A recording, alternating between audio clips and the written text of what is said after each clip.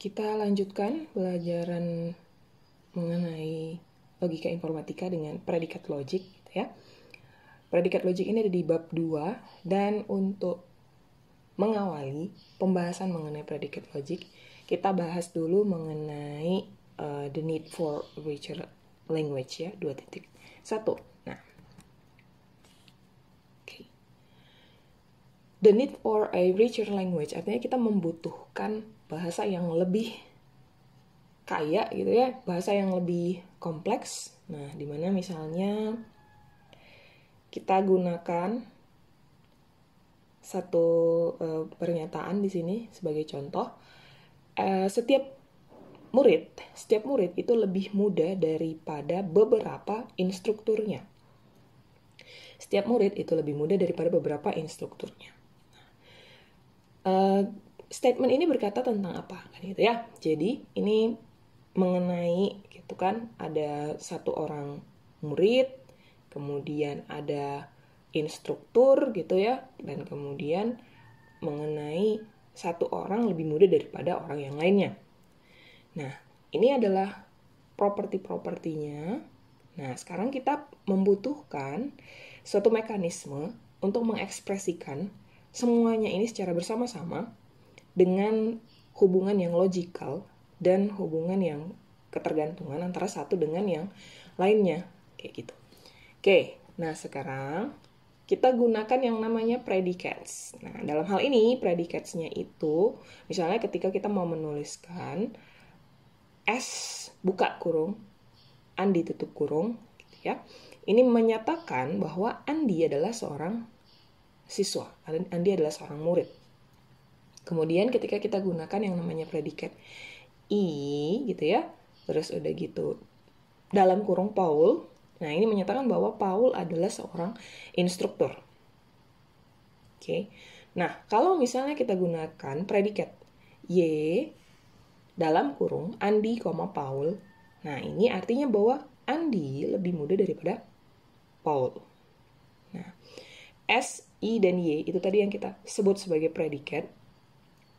Dan kalau misalnya dia hanya ada satu, di dalamnya ini variabelnya ini, predikat yang demikian kita sebut dengan predikat unary. Sementara kalau misalnya predikatnya itu memiliki lebih dari satu, kalau ini di sini kita punya dua ya, predikat yang demikian kita sebut dengan predikat binary. Nah, yang predikat binary ini harus jelas.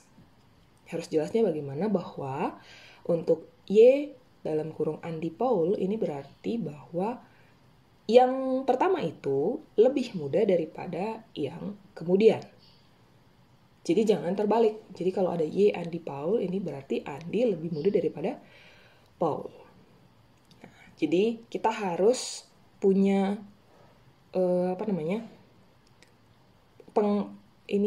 pendefinisian yang spesifik mengenai simbol-simbol yang kita gunakan.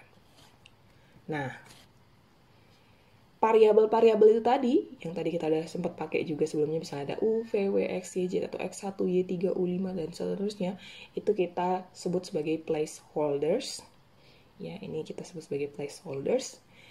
Jadi, tadi udah punya ya, kembali ke contoh sebelumnya, kita tadi udah punya penjelasan bahwa ini adalah predikat-predikat yang kita gunakan, dimana untuk X ini adalah student, dan untuk SX, X ini adalah student, untuk IX, X ini adalah instruktur. Dan untuk YXY, X ini menyatakan bahwa X itu lebih muda daripada si Y. Kalau gitu, kita bisa menggunakan predikat yang sama, ya, lalu kita gunakan variabel yang berbeda sehingga maknanya juga berbeda. Jadi kalau misalnya ada Y adalah seorang instruktur. Nah, kalau misalnya Z adalah seorang instruktur, gitu kan ya. Oke, nah sekarang kita kembali lagi tadi ya ke contohnya ini tadi, bahwa setiap siswa X itu lebih muda daripada sebagian instruktur Y. Ya, jadi Di sana kita menggunakan yang namanya quantifiers, kuantor gitu ya. Kalau di sudah dipelajari juga bahwa kuantor ini kalau dia A terbalik itu kuantor yang universal yang dibaca untuk setiap. Kemudian kita punya kuantor yang eksistensial yang seperti E terbalik, dan ini dibaca ada atau juga untuk sebagian.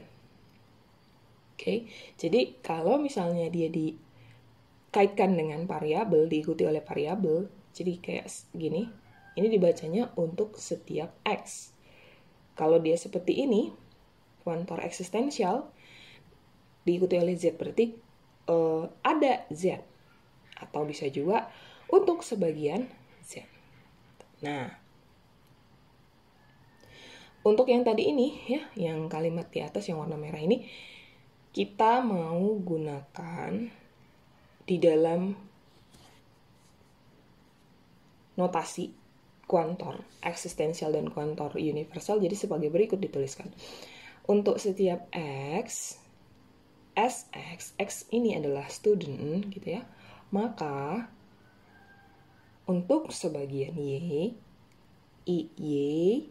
Y adalah instruktur dan X lebih muda daripada Y. Nah, perhatikan penggunaan dari masing-masing kuantor terhadap notasi yang ada di dalam kalimat tersebut. Kalau misalnya kita gunakan kuantor yang universal, itu penghubungnya adalah tanda panah ataupun kalimat implikasi. Sementara kalau misalnya kita mau berbicara di kuantor eksistensial, maka penghubungnya adalah konjungsi dan gitu ya. Bedanya di situ. Nah, jadi ini tadi ya boleh dijelaskan sekali lagi, untuk setiap X adalah murid, X adalah student, maka gitu kan. Nah, ini makanya dikasih tanda kurung yang beda-beda warna gitu kan. Ada sebagian Y adalah instruktur dan X lebih muda daripada Y. Karena ini tadi fungsi yang lebih muda gitu ya. Nah, oke, ini tadi ya udah ya, bahwa untuk setiap X adalah student. Jika X adalah seorang student, maka ada sebagian Y yang merupakan instruktur, dan sedemikian sehingga X itu lebih muda daripada si Y. Oke. Nah, sekali lagi bahwa predikat S dan I itu memiliki satu arguments. Yang itu tadi yang kita sebut sebagai unary predicate. Sementara kalau misalnya dia punya dua arguments, seperti halnya dalam Y, itu yang kita sebut dengan binary predicate. Nah, oke. Kalau gitu, kita bisa lihat contoh selanjutnya. Not all birds can fly. Oke. Dalam hal ini kita gunakan B dan F sebagai predicates. Jadi, ketika kita menyatakan X is a bird, itu kita gunakan predicates BX. Ketika kita menyatakan X can fly, itu kita gunakan FX. Nah, untuk kalimat not all birds can fly, kita gunakan notasi sebagai berikut. Ya, jadi ada negasi untuk setiap X, BX, maka FX. Oke. Dengan kata lain, ini menyatakan bahwa it's not the case that all things which are birds can fly. Nah, sebagai bentuk alternatif dari yang satu ini, kita juga bisa gunakan notasinya sebagai berikut untuk sebagian X, BX, dan negasi FX, yang menyatakan bahwa there is some X which is a bird and cannot fly. Keduanya ini ekivalen ya. Keduanya ini ekivalen. Oke. Sekarang kita lihat lanjutannya. Ini sedikit cakap-cakapnya. Misalnya lagi ada kalimat yang menyatakan bahwa no books are gases. Tidak ada buku yang berwujud gas. Kamus merupakan buku. Dictionaries are books. Therefore, maka no dictionary is gases. Tidak ada kamus yang berwujud gas.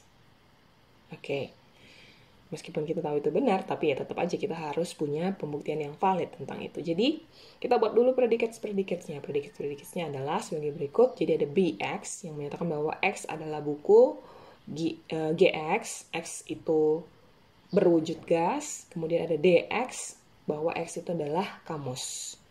Bentuk kalimat di atas kita tuliskan dalam notasi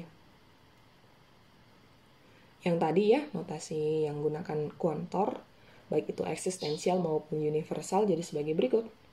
Negasi, ya, terus ada sebagian X, DX dan GX, kemudian dilanjutkan dengan untuk setiap X, DX maka BX, therefore-nya ya, ini dia, kita gunakan tanda dapat disimpulkan bahwa untuk sebagian X, negasi dari untuk sebagian X,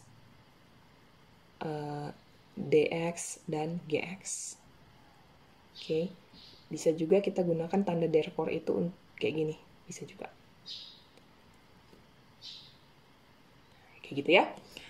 Next. Ada lagi penggunaan dari si quantifier ini tadi, tetapi dalam hal ini quantifiernya itu digunakan di fungsi. Oke, jadi misalnya ada satu kalimat yang menyatakan bahwa every child is younger than its mother. Setiap anak itu lebih muda daripada ibunya. Nah, kalau demikian, kita bisa tuliskan kalimat itu di dalam bentuk sebagai berikut. Untuk setiap X, untuk setiap Y, CX dan MYX, maka Y, XY. Ya, dengan kata lain ini kan untuk setiap X, untuk setiap Y, X adalah anak-anak, X adalah child, dan Y lebih muda daripada X, gitu kan, maka X lebih muda daripada Y. Nah, kekurangannya di sini adalah seolah-olah, gitu kan, seolah-olah any of X is mother gitu loh. Di sana kita menggunakan pemahaman any of X is mother. Jadi kayak X itu bisa memiliki lebih dari satu orang ibu. Nah, padahal kita tahu bahwa setiap individu hanya memiliki satu orang ibu. Nggak mungkin lebih dari satu. Nah, jadi kita mau rapiin dulu struktur yang sedemikian ini, ya. Tapi kita mulai dulu dengan kalimat yang menyatakan bahwa Andi dan Paul memiliki nenek dari pihak ibu yang sama. Artinya, Andi punya ibu, Paul punya ibu, ibu Andi dan ibu Paul memiliki ibu yang sama. Kayak gitu ya. Nah, jadi kita gunakan dalam binary predicate untuk masing-masing keterangan mengenai Andi dan Paul ini, A untuk Andi, P untuk Paul ya di sana. Jadi untuk setiap X, untuk setiap Y, untuk setiap U, untuk setiap V. Dalam hal ini, U dan V ini adalah ibu dari Andi dan Paul. Oke. U dan V itu ibu dari Andi dan Paul. Jadi, Y dan V. Y dan V itu adalah ibu dari Andi dan Paul. Jadi, maksudnya gini. MXYX ibu dari Y, dan MYA, Y ibu dari A, MUV itu U ibu dari V, kemudian ada yang ini V ibu dari P. Maka X sama dengan U, yang mau kita nyatakan tadi ya bahwa dia punya nenek dari pihak ibu yang sama. Nah, jadi dalam hal ini kalau penggunaan sama dengan gitu ya, tanda equality, itu kita gunakan X sama dengan Y. Jadi kita nggak nuliskan sebagai sama dengan XY, nggak. Kita gunakan X sama dengan Y. Oke, nah ini kita mau buktikan. Dalam hal ini, kita menyederhanakan penggunaan dari fungsi-fungsi ataupun simbol-simbol yang ada tadi, yaitu diantaranya adalah misalnya ketika kita menuliskan MXY, kita cukup menuliskan MY, karena sama-sama artinya bahwa Y ini adalah ibu dari, X ini adalah ibu dari Y. X adalah ibu dari Y. Jadi cukup disederhanakan dengan MY, ibu dari Y gitu. Nah, jadi yang tadi itu, yang di depan tadi itu kita bisa sederhanakan untuk setiap X, CX, maka gitu kan ya, Y fungsi binary-nya X, MX yang menyatakan bahwa X lebih muda daripada si MX. MX sendiri menyatakan ibu dari X. Oke, seperti itu ya. Nah, jadi untuk menyatakan bahwa neneknya si Paul sama si Andy tadi sama, kita bisa gunakan juga kayak gini penyederhanaannya, bahwa M dari MA sama dengan M dari MP. Oke? M dari MA sama dengan M dari MP. Kayak gitu. Oke, itu penyederhanaannya. Nah, di sini ada sedikit catatan bahwa however we get only.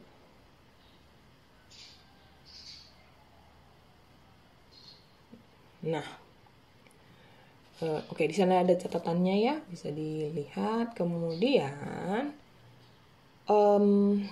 tambahannya juga bahwa kita tahu fakta bahwa setiap individual memiliki ibu yang unik, satu ibu yang unik. Jadi kalau misalnya kita mau gunakan istilah tadi menyatakan bahwa X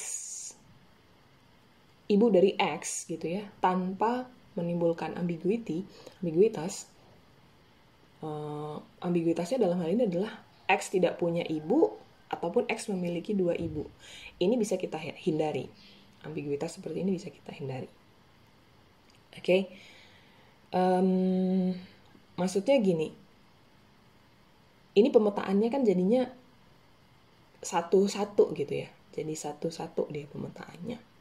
Dan dengan pemetaan yang demikian, tidak mungkin terjadi X itu nggak punya ibu ataupun X itu memiliki dua ibu. Maksud saya X-nya ini ibu yang biologi ya, bukan ibu yang lain. Nah, kalau misalnya fungsinya yang berbeda, misalnya fungsi brother. Bisa saja X itu tidak punya brother, X itu punya satu brother, ataupun X itu punya beberapa brother. Dalam hal ini ketika terjadi ya, kalau dia itu ada banyak kemungkinan, maka B itu tadi merupakan binary predicate. Tapi kalau mother itu tadi merupakan unary predicate.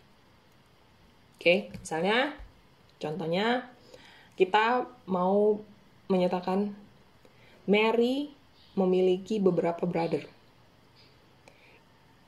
Kemudian ada pernyataan menyatakan bahwa N menyukai brother dari si Mary ini tadi. Nah, ini ambigu karena bisa aja N itu suka sama satu orang saja dari saudara laki-lakinya si Mary. Dan bisa dituliskan sebagai berikut. Ada sebagian X. No, ini bukan ada sebagian X ya, tapi karena tadi kita berkata bahwa satu orang, jadi ada satu X gitu kan ya. Terus di mana X ini merupakan brother dari si Mary dan N menyukai si X ini tadi. Oke. Tapi kalau misalnya kita mau bilang bahwa N menyukai semua saudara laki-laki dari si Mary, nah itu kita tuliskan lagi sebagai untuk setiap X adalah brother dari si Mary, maka N menyukai X. Nah, jadi seperti tadi sudah kita sebutkan sebelumnya bahwa B ini adalah predikat yang binary, predikat yang membutuhkan dua argumen di dalamnya. L juga demikian merupakan predikat yang binary karena kan kita jelasin N menyukai siapa gitu kan. Oke. Dalam hal ini tidak mempengaruhi apakah itu merupakan youngest brother ataupun oldest brother, itu nggak penting karena kita hanya melihat hubungan antara Mary dengan si X ini tadi. Nah, itu dia contohnya. Sedikit catatannya di sana juga boleh kalian baca lagi nih untuk mempertegas apa yang sudah tadi ada di penjelasan sebelumnya. Dan kayaknya itu aja ya. Oke, I think that's the end. Dan untuk perhatiannya saya ucapkan terima kasih. Kalau misalnya ada yang kurang jelas boleh ditanyakan kepada saya. Sampai bertemu lagi di pembahasan selanjutnya.